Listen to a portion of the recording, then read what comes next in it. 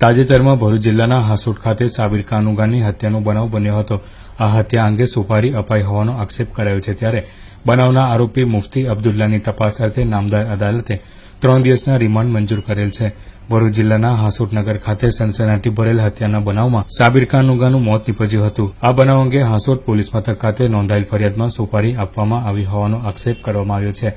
હત્યાના આરોપી મુફ્તી અબ્દુલ્લા દેશ છોડી જવાની તજવીજમાં હતો, ત્યારે મુંબઈ ખાતેથી અટક કરવામાં આવી હતી। નામદાર અદાલતે મુફ્તી અબ્દુલ્લાની તપાસ અર્થે 3 દિવસના રિમાન્ડ મંજૂર કરેલ છે।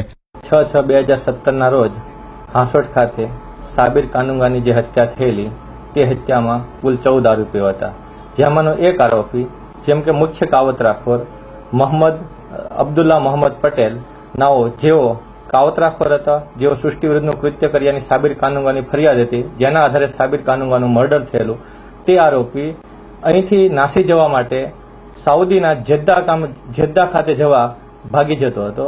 ત્યાં અમારા એસપી સાહેબની સૂચના મુજબ જે એલઓસી લુકઆઉટ નોટિસ આપેલી, એ લુકઆઉટ નોટિસના આધારે ત્યાં બોમ્બે એરપોર્ટ ઉપર તેને ડિટેન કરવામાં આવ્યો અને કાલે 17:30 અહીંયા લાવી તેમને એરેસ્ટ। મોહમ્મદ પટેલ રવિદ્રા ગામનો રહેવાસી છું।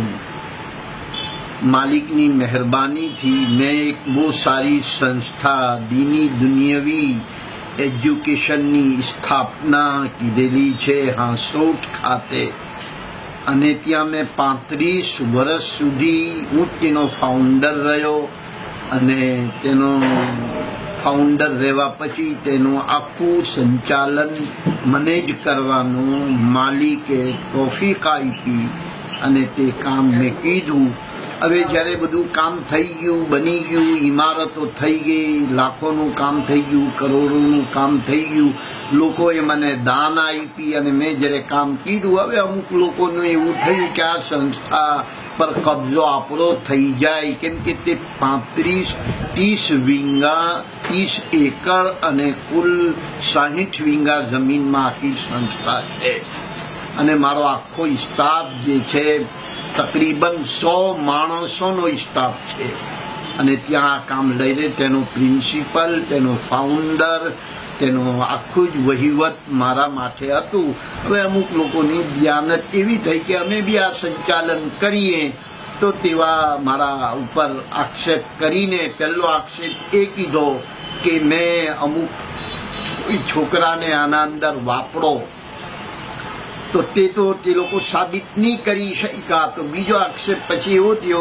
જે મર્ડર થયું એ મર્ડરના અંદર મારું નામ દઈ દેવામાં આવ્યું। હાલાકી અમારા રોઝા ચાલતા હતા, હું સાંજે 7:30 વાગે રોઝા માટે રવિદ્રા મુકામે મસ્જિદના અંદર બેઠેલો હતો નમાઝ પઢવા।